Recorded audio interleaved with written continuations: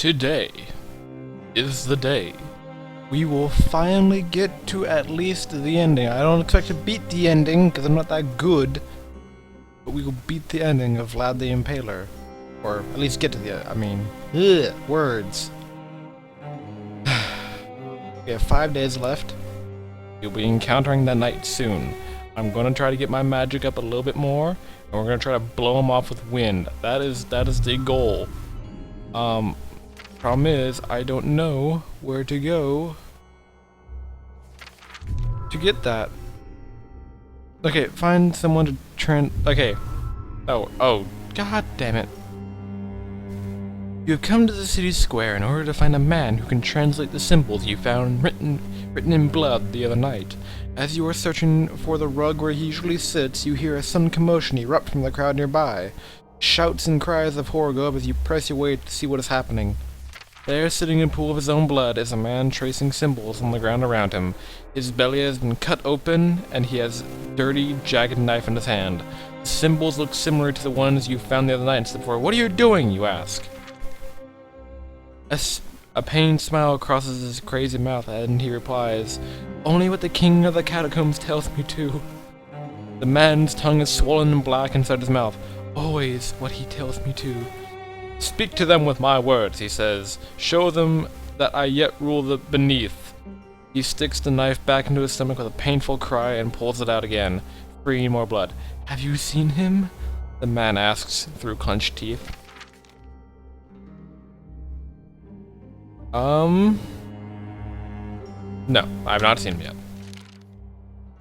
The man spits blood out of his mouth and gets a crazy look in his eyes. "Look upon his works in despair."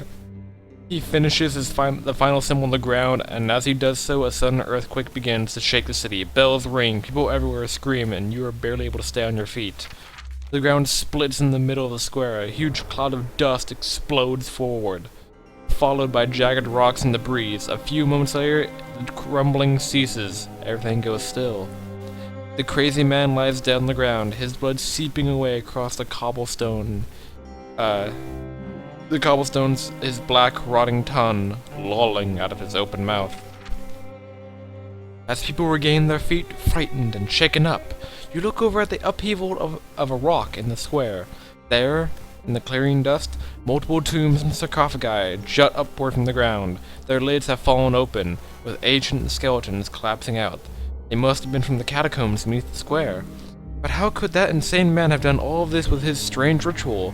More than that, why? Alright, we got magic and con. Good.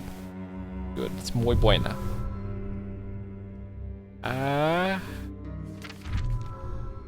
What options do we have here?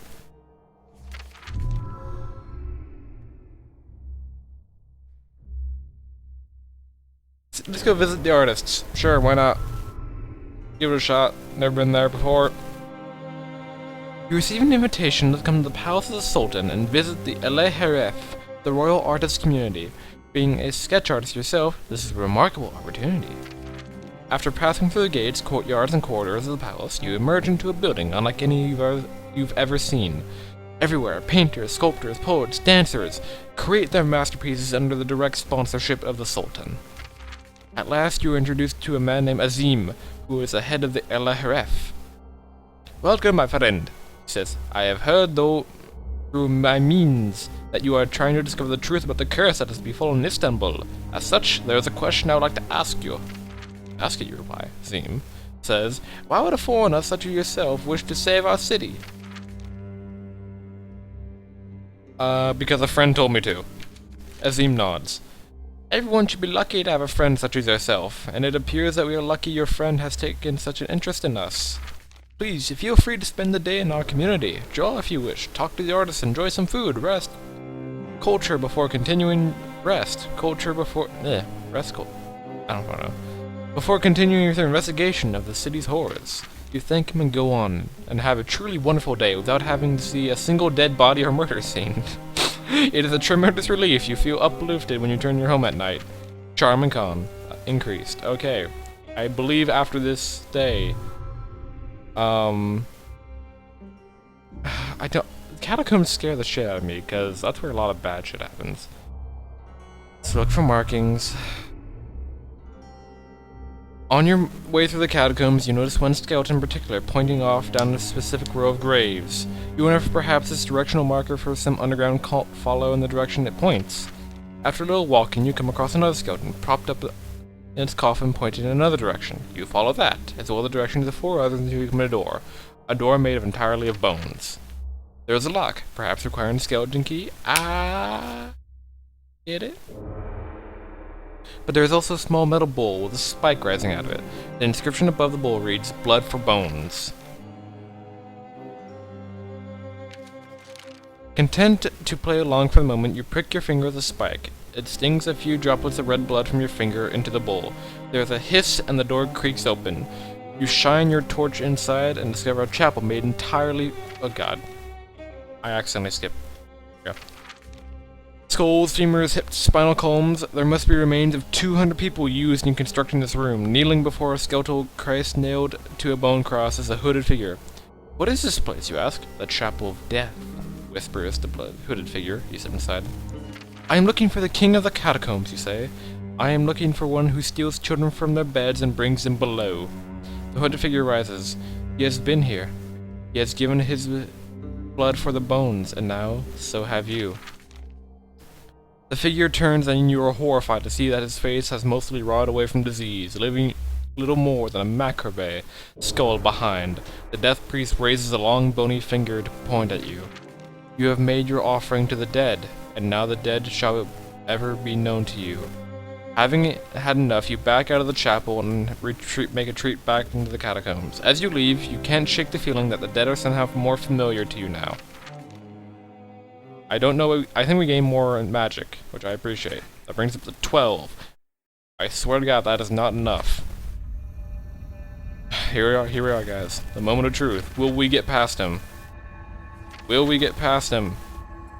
Invoke wind magic! Creeping closer and closer to the ledge, you seize the opportunity, invoking the winds of Ishkur with a quick muttering as you continue to defend the knight's attacks. Your name will be added to the list of the judged, shouts the knight.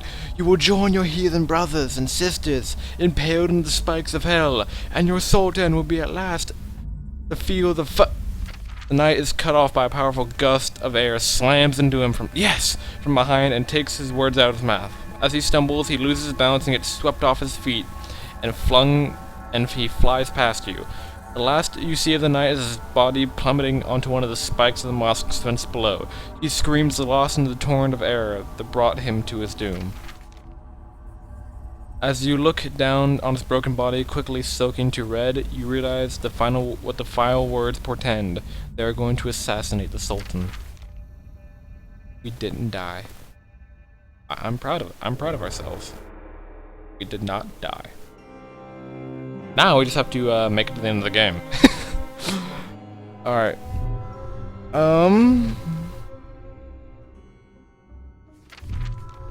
I think we should continue our thing of just building as much intelligence as magicka as possible. And possibly charm. Because our physical stats are way too low at this point to even bother trying to catch up. We only have 3 days left. We're not gonna go hunting no cannibal Shia LaBeouf.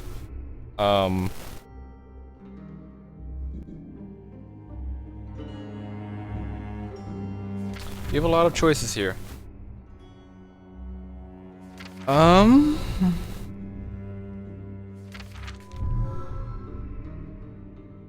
Let's visit the Visitors Council.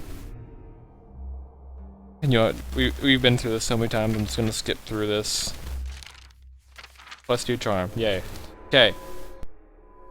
I feel like that's been read so many times in this let's play that I'm not gonna bother.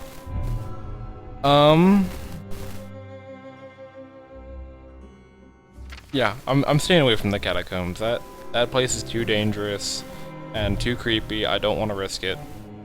We'll try to meet an informant. That should work well, right? The square of Istanbul is bustling with people as the sun goes down. You make your way to the Fountain of Constantine, where you are supposed to meet a man named Tariq, who may have witnessed a witch trial earlier in the week. You have no idea what Tariq looks like. His condition for meeting you was that you show up at the fountain wearing a red scarf around your neck. If he felt safe, he would then approach you.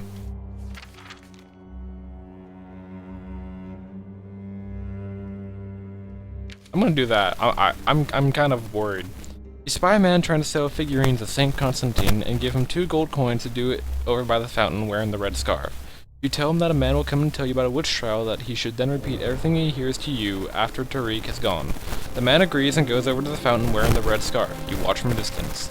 About 15 minutes later, another man walks up and starts talking to them. This must Tariq. Your hired decoy listens intently. Whatever Tariq has to say seems horrifying.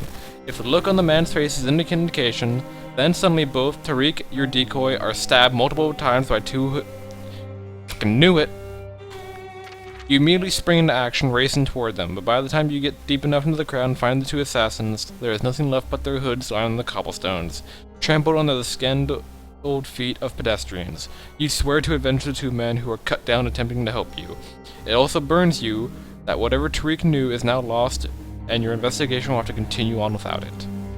Oh, we lost intelligence. No, that was an intelligent decision! We should gain intelligence. Like, people are actively out to kill us, and yet we are being punished for being careful. Let's tail a witch. That sounds safe. You're following a woman through a crowded square. You notice a few blocks back that she is wearing an earring with a symbol of Hecate. It is a symbol that only true witches wear in order to recognize one another. You intend to ask her about the persecutions and witch trials to see what she knows, but asking him in a public place could be dangerous. That is why you are following her until she goes somewhere a little more private. However, as you weave through the crowd, a commotion erupts from the other side of the square. A carriage is running out of control through the crowd. Its horse is in full gallop and its driver is missing.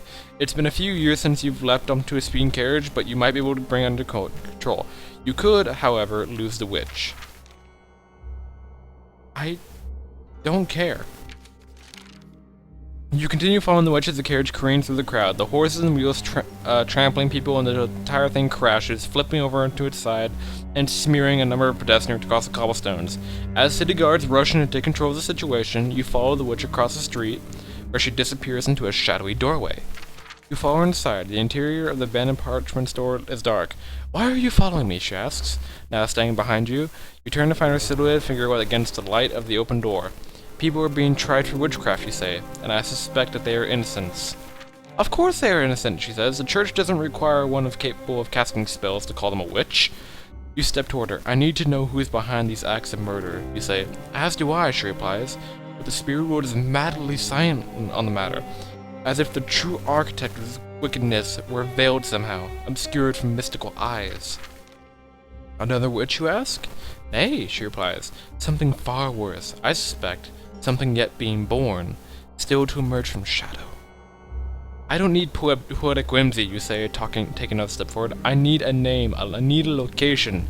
The witch tilts her head at you. "You need far more than that. You need knowledge. The whispers of the ancients and the press of cold silver. You need to ferret this wickedness out by cunning and fortitude, for magic shall be impotent against a threat such as this." You step up to her. "People are dying. I need you to tell me more than common palm reader would. You must give me details." You witness that something is wrong. You reach out and touch the witch. She weighs almost nothing. More than that, she isn't a person at all. The figure standing in the doorway is just a crude bundle of parchment, folded and gathered into a shape of a woman. Was the witch ever really there to begin with? Okay, we gained magic and con in that. I appreciate that. Chapter 6. Sultan Mehmed II is just sitting down to the water of the palace's grand bath when one of the maids attending him loops a length of silver cord around his throat. I'm gonna curse him. Wasting no time, you quickly focus on the would-be assassin and recite the curse of Yabash Khan. The assassin's arms fall slack, the curse sapping her strength away as she struggles to pull the cord tight. Spotting his opening, the Sultan rips the cord out of her hands and flips her underwater and slices her throat open. A few minutes pass as the bath turns crimson with her blood before the Sultan reaches back underwater and pulls her head out. "What is the meaning of all this?" the Sultan mutters, inspecting the head. You lean over and spin around to show the tattoo on the back of her head. They called her Ijmesu. It means dragon in Romanian. Sultan's face turns from red to white as he sees the symbol of the many-headed dragon on her neck. He then fishes the assassin's sword out of the water and finds a silver dragon cross dangling from the end of it. The Order of the Dragon. Yes, Your Majesty, you reply. They are the force behind the bloodshed in Istanbul. I have learned from my investigation that they have been waging a bloody inquisition across your city, torturing and killing anyone they believe to be evil, and in doing so, they have descended into a darkness greater than that which they sought to purge. Sultan looks up to you. The Order of the Dragon does not move without command of their secret master, you nod, placing the severed head onto a silver plat. Give me his head on a silver platter! And whoever that master is would have the weight of all this bloodshed on his hands. Sultan gazes up at you. Indeed, becoming the greatest of all monsters I know, the name of the man, for I have faced him before, is Vlad Dracul, Prince of Wallachia, known as the Impaler. You reply, finishing the Sultan's sentence. You know of him? You nod sadly. He is the one who asked me to come here, searching for a great evil, the same as his knights. The Sultan's Janissary guards finally swarm the room, and a dozen spears are pointed in your direction. Hold! Shouts Sultan Mohammed. This is a hero. More than that, a hero with one last task to complete. For, unless I miss my guess, you are the type of person who finishes what they begin. It's a heavy head that you nod, because he's right. That's not creepy. Choose my weapon. Okay.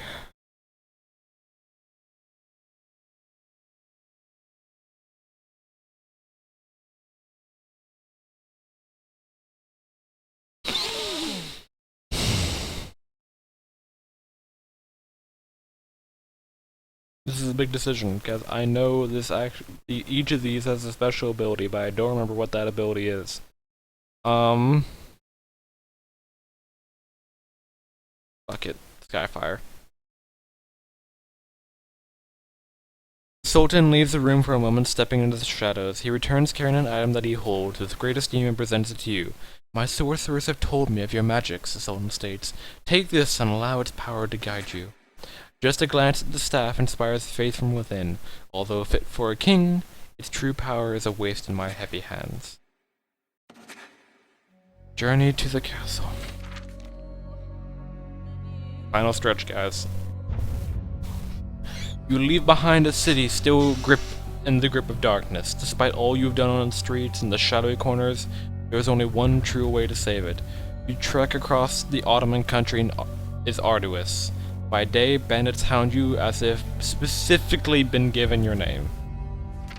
A night, things crawl out of the shadows with teeth like knives, only be kept at bay by the circles you draw upon the ground around you. It is harrowing you sleep little, but as you climb through the mountainous forests of Transylvania, you at last find the road you once climbed as a friend. And even in the twisting twilight landscape, there are still a few flowers to be seen along the road.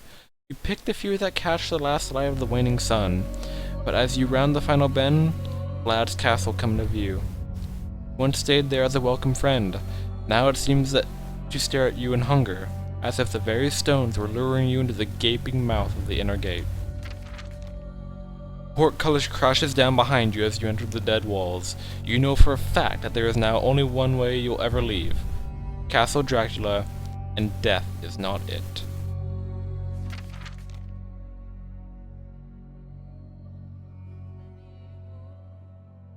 See, that just says evil. That whole scenery right there just says evil.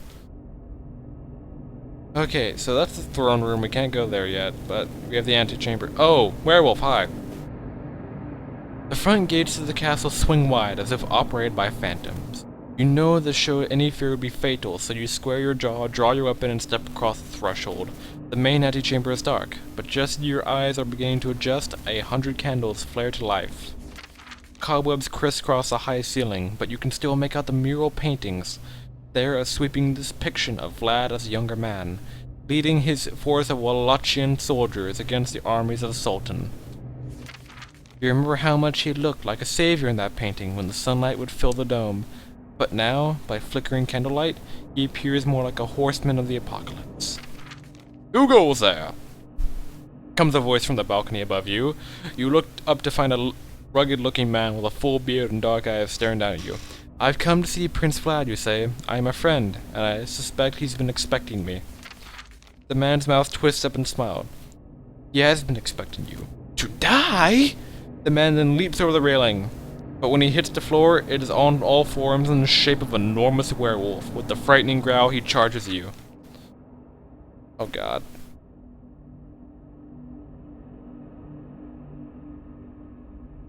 We cannot fight him. We're gonna try dodge. Knowing full that without silver, you don't stand a chance against this beast, you decide on a different tiger. You run directly toward the werewolf, readying to swing. Then, just as it leaps in the air, you drop to the floor, sliding under it. The wolf sails over you, landing unharmed on the other side of the room. It spins to come back at you, but you have already regained your feet and are running through the archway that leads deeper into the castle. As you run, however, you drop a handful of flowers that you picked on the way up here. The wolf slides to an enraged stop, right in front of the flowers. He begins to bark madly. He cannot cross, because the flowers are wolfsbane. Ah, see, remember Vampire Bro back in the city? Always choose the flower. Now you are free to plunge deeper into the castle, while he will have to circle around by other routes to try to catch up to you, and by that time you fully intend on finding something silver. You turn away from the pacing beast and descend into the lower halls. The Black Chapel. As you enter the castle chapel, you are surprised to see how greatly it has fallen in disrepair.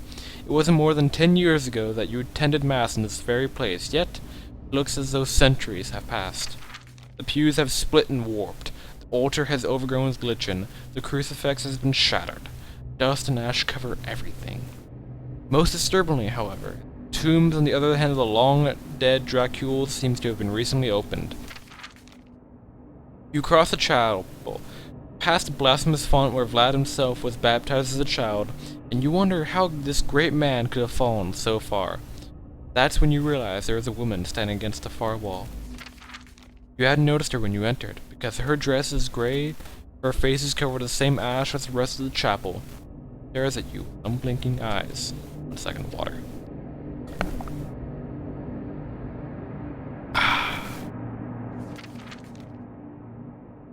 Let's speak to her. What are you doing here? Ask. Her voice is little more than a whisper when she replies, I was married here. Take a step toward her. You're one of the Dracules, to say. She slowly shakes her head no. Are you dead, you ask? She blinks for the first time. Single tear runs down either side of her face, washing away ribbons of ash. Then she nods. You take a step closer. Did he kill you? She shakes her head. No. Are you one of his guardians, you ask? She closes her eyes, then she slowly nods. Her voice is even quieter when she replies, But I have failed. How have you failed, you ask? Mere feet away from her, fresh tears run down her cheeks as she says, Because I was guarding his conscience. That stops you right in your tracks. What happened to him, you ask? Her eyes slowly open as she looks at you from deep shadows of her face. He sought to do good deeds. He intended for the Knights of the Dragon to help the innocent, to combat evil, but they have gone astray, persecuting everyone they come across. And the blood on their hands has twisted him, opened his heart to the influence of shadow and night, and he no longer listens to me, only the howling of the wolves and the mewing of his cold women. He is lost. Her eyes wander down to your weapon. Now, there is but one last thing that can infect his heart. She reaches a filthy finger to touch your weapon. There's a sudden flash of light blinding you. You step back, rubbing your eyes. When the effects of the flash finally subside, you are alone again in the chapel. Weapon, however, now seems different, almost as if it was shinier, luminescent in the black chapel. You remember the werewolf and press on, up the black staircase, climbing into the heights of the castle. No stats gained. We head into the east parlor. At the top of the stairs, you find yourself in a long corridor leading toward a pair of heavy oak doors. You gather your courage and move forward past the open rooms along the side of the passage. But then, one thing catches your notice. Against your better judgment, you look inside. It is a salon-type parlor, as dark and dusty as everything else you've seen in the castle so far.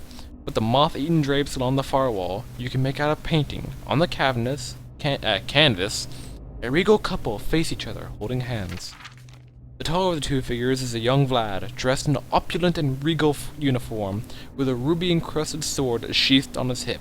Nice. Staring into his eyes is a beautiful Transylvanian woman in a royal dress of gold and blue. Your jaws drop. There is no mistake. You just saw that woman in the chapel downstairs.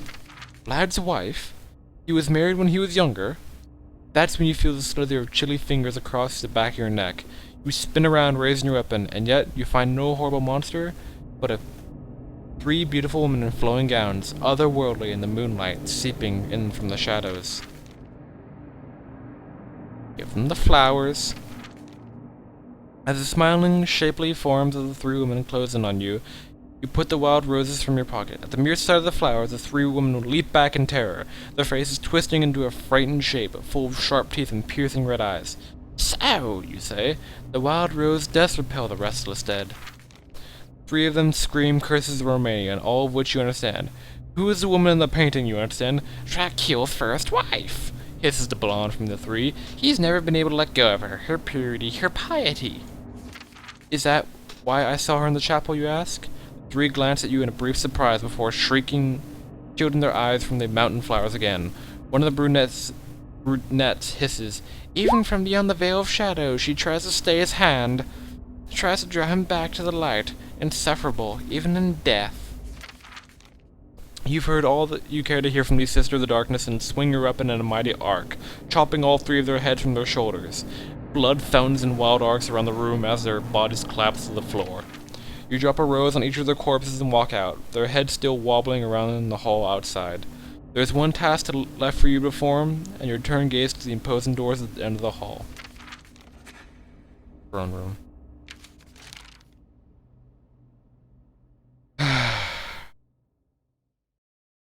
Covered in the blood of the vampire woman, you kick open the heavy doors and walk inside the audience hall of the castle.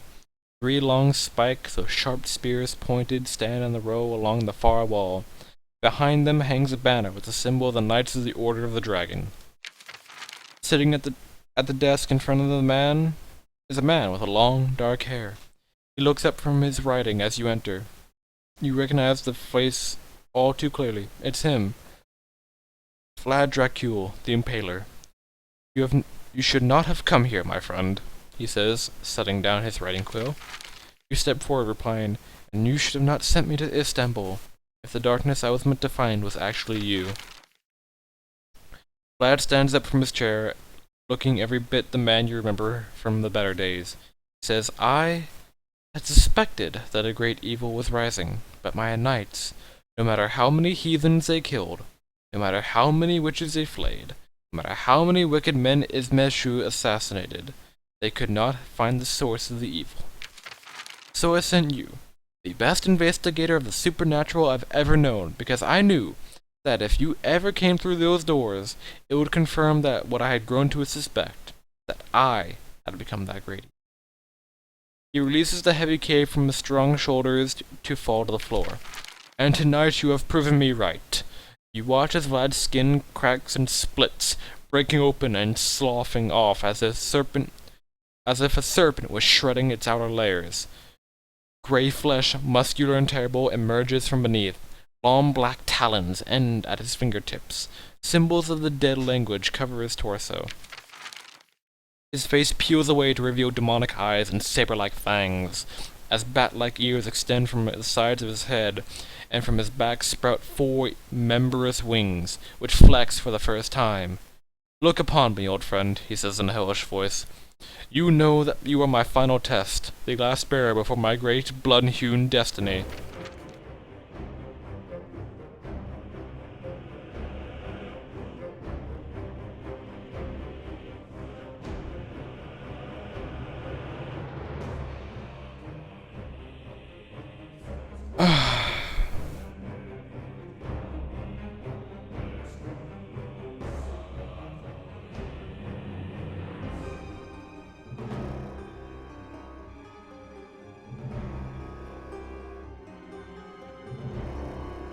Okay, let's try the staff first.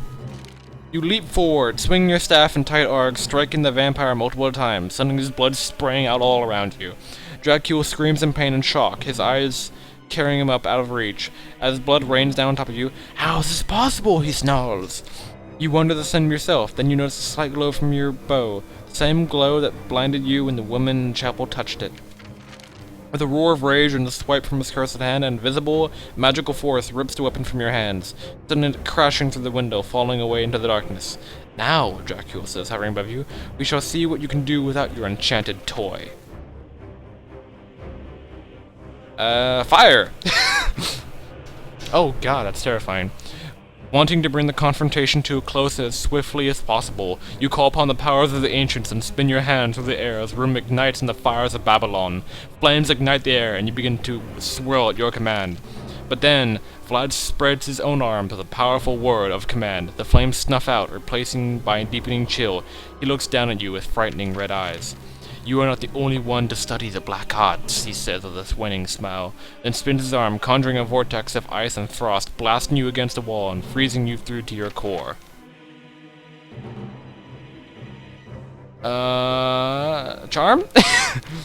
"Is this what your wife would have wanted?" you ask. The vampire goes strangely still, looking down at you with burning red eyes. "You did not know Nadia," he says. You take a step forward. "On the contrary, I met her ghost on the way here. I saw the way you looked at her in the painting down the hall. I saw the way she looked at you. This isn't the end she wanted for you. This," you gestured to his new demonic shape, "this isn't the man she loved. This isn't the hero of the Wallachia, the savior of Transylvania. She wouldn't recognize this creature of darkness, but she wouldn't give him up on him either." You throw your weapon to the floor. "You are a great man in life. Show her that you can be again. Call off your knights from Istanbul. Turn your back on this darkness and give her the peace her spirit needs to find eternal rest. You can do that. For Nadia." The vampire stares at you long and hard. At length, the strength goes out of his limbs. The wings fold down to nothing. His skin returns to the color of living flesh, and his face becomes the face of the man you once knew. "It is too late for me," he says. "Darkness cannot be cast aside, but by my actions I might yet be judged." He points at his desk. "I have drafted a letter naming you the new head of the Order of the Dragon. Call them off from their inquisition, guide them to better works, and place me at rest in the chapel of my forefathers, in the coffin beside my beloved Nadia. Perhaps there, in eternal sleep, I may yet know her arms about me." You follow Vlad back down to the Black Chapel. You watch as he climbs in the stone sarcophagus built from him many decades ago. He looks up at you with one final glance and says, "I chose you well." You nod in respect as he closes his eyes. You raise his silver stake over his heart. With a powerful hammer blow, you drive it home. His vampire blood sprang all around it. You bring your weapon down on a clean head, chopping off his head from his shoulders. Then, as blood fills the coffin, you slide the stone lid shut and lay a final wild rose on top of his coffin. We are not letting him get back up. "Thank you," comes the whisper from the Black Chapel. "Although you do not see Nadia, you can feel her presence there with you." Depleted, you turn toward the stairs. It comes as though of a shock to find the werewolf, back in his human form, leaning in the doorway. In his husky voice he asks, "What is thy command, master?" Beautiful. The end has come. There's more left to discover. And that is my playthrough of Vlad the Impaler. I might try to do it on the Explorer and Knight or Mercenary. But it's really hard. I don't know why my mind just clicks when it comes to intelligence and magic. I'm a wizard at heart. But thank you all for joining. This is a rather long episode, I know, but it was well worth it because we finally got to see the ending of Vlad the Impaler, and I wish you all a great adieu.